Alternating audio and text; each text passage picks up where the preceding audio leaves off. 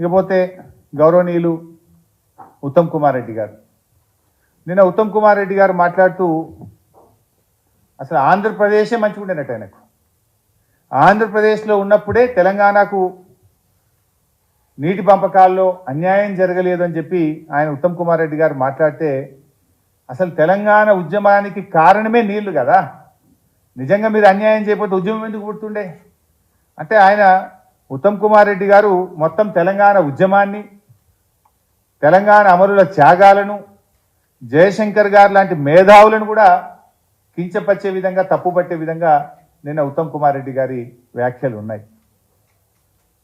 ఇప్పుడు తెలంగాణ ఉద్యమంలో ఆ రోజు కేసీఆర్ పోరాడుతుంటే మీరు ఎక్కడున్నారు ఉత్తమ్ కుమార్ రెడ్డి గారు? మీరు వైఎస్ రాజశేఖర రెడ్డి గారితో ఉన్నారు, మీరు కిరణ్ కుమార్ రెడ్డి గారితో ఉన్నారు. మీరు ఆ రోజు నల్గొండ జిల్లాను ముంచి ఆంధ్ర ప్రాంతానికి నిలిచే పులిచింతల ప్రాజెక్టును పోలీస్ పహారాలో దగ్గరుండి కట్టించే పనిలో ఉన్నారు ఉత్తమ్ కుమార్ రెడ్డి గారు. ఎవరు తెలంగాణ ప్రయోజనాలు కాపాడిందో తెలియదా రాష్ట్ర ప్రజలకు? మీ పాలనలో జరిగిన అన్యాయాలను, నీటిపారుదల రంగంలో జరిగిన అన్యాయాలను కేసీఆర్ గారు సరిచేసిండ్రు. ఇన్ఫ్యాక్ట్ చెప్పాలంటే మీరు ఆనాడు తెలంగాణ నీళ్లను ఆంధ్రాకు మళ్లించే ప్రయత్నం చేస్తే కేసీఆర్ గారు దాన్ని సవరించి తెలంగాణ పంట పొలాల్లోకి మళ్లించే ప్రయత్నం చేసినారు. సో ఆ రకంగా ఇలా వాస్తవాలు ప్రజలు గమనిస్తూ ఉన్నారు.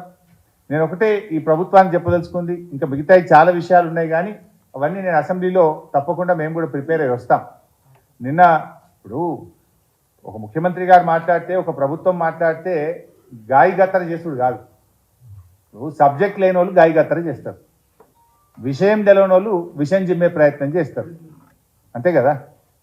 ఇప్పుడు బూతులతో బుల్డోజ్ చేయడం కాదు బైసాబ్, విషయాలు మాట్లాడండి, తప్పకుండా మేము సమాధానం చెప్తాం. తప్పైతే తప్పును ఒప్పుకుంటాం, ఒప్పైతే ఒప్పు అంటాం, మంచి పని చేస్తే శభాష్ అంటాం. మాకేం బేసిజాలు లేవు, మాకంటే బాగా పని చేయండి.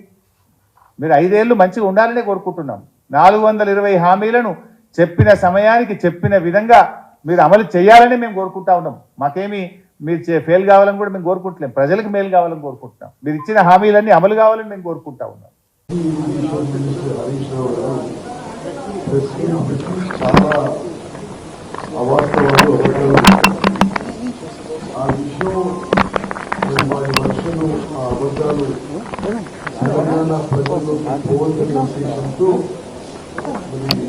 ఒక షార్ట్ నోటీస్ లో నేను ప్రశ్నించడం జరిగింది. మొట్టమొదటి పాయింట్ ఏంటంటే, ఉమ్మడి ఆంధ్రప్రదేశ్లో కంటే తెలంగాణ రాష్ట్రం ఏర్పడ్డ తర్వాత టీఆర్ఎస్ ప్రభుత్వంలోనే కృష్ణా నదీ జలాల విషయంలో తెలంగాణకి ఎక్కువ అన్యాయం జరిగింది. నీటి కేటాయింపుల్లో కానీ ఇంకా ఏ విషయంలో అయినా సరే వీళ్ళ 10 ఏళ్ల పరిపాలనలోనే తెలంగాణ రైతాంగానికి, తెలంగాణ ప్రజలకి కృష్ణా నదీ జలాల విషయంలో వాళ్ళ అసమర్థత, శాతకంతనం, అవినీతి, కకృతి వలనే కృష్ణా జలాల విషయంలో తెలంగాణ రైతాంగానికి, ప్రజలకి అన్యాయం జరిగింది. గతంలో ఏనాడు కూడా వీళ్ళ అధికారంలో రాకముందు ఈ స్థాయిలో కృష్ణా నదీ జలాలను దోపిడీ చేయలేదు. అసలు మూల విషయం ఏంటంటే, తెలంగాణ ఏర్పడ్డది తెలంగాణ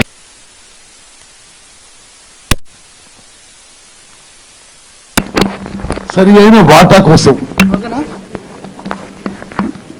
వీళ్ళు అధికారంలోకి వచ్చిన మొదటి సంవత్సరంలోనే యాటిట్యూడ్ వల్ల తెలంగాణకి రిపీటెడ్ గా అన్యాయం జరుగుతూ వచ్చింది. మీకు అంటే ఏ రివర్ బేసిన్ లో అయినా రివర్ వాటర్ షేరింగ్ కొన్ని అంశాల మీద డిసైడ్ అవుతుంది. Catchment area, drought prone area, population, cultivable area.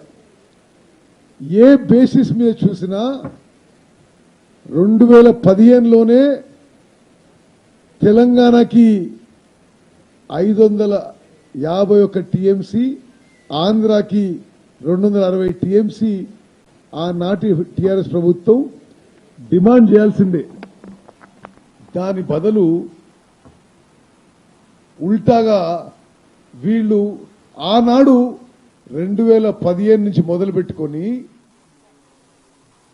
2015, 2016, 2017, 2018, 2019లో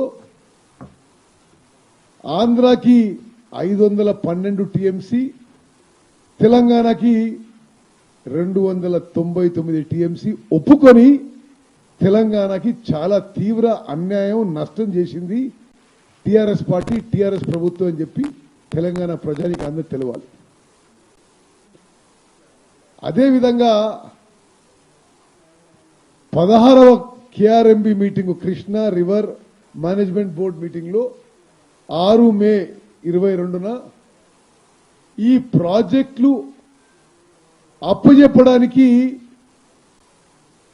ఆనాటి టీఆర్ఎస్ ప్రభుత్వమే ఒప్పుకుంది. మినిట్స్ లో రికార్డ్ అయింది. ఆ మినిట్స్ కూడా మీరు ఎవరన్నా దాన్ని ఎక్కడన్నా మీరు చెక్ చేసుకోవచ్చు. ఆన్లైన్లో కూడా ఇది వాస్తవం. మరి మోస్ట్ ఇంపార్టెంట్, దానికంటే ఇంపార్టెంట్ ఏంటంటే మొన్న బడ్జెట్లో, లాస్ట్ బడ్జెట్లో, ఇప్పుడు ఇది budget document, government of Telangana policy statement of the demand for grant on irrigation and command area development department for 23-24,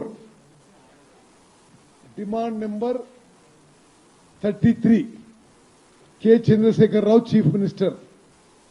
వాళ్ళు పెట్టిన బడ్జెట్ డిమాండ్లో, వాళ్ళ బడ్జెట్ కాపీస్లో the state of Telangana has proposed to hand over the components of the common projects, namely Srisailam and Nagarjuna Sagar in Krishna Basin and Pedavidu medium irrigation project in Godavari Basin.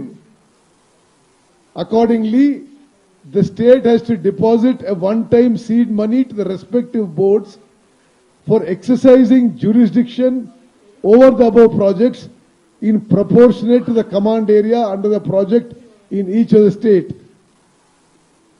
దాని కింద Krishna river management బోర్డుకి ఈ వాళ్ళ budget document, KCR గారు పెట్టిన budget డాక్యుమెంట్లో కేఆర్ఎంబికి మేము ప్రాజెక్టులు అప్పచెప్పడానికి proposal పెట్టి 200 కోట్లు కేఆర్ఎంబికి కేటాయిస్తున్నాం అని చెప్పి ఈ బడ్జెట్ డాక్యుమెంట్లో ఉంది.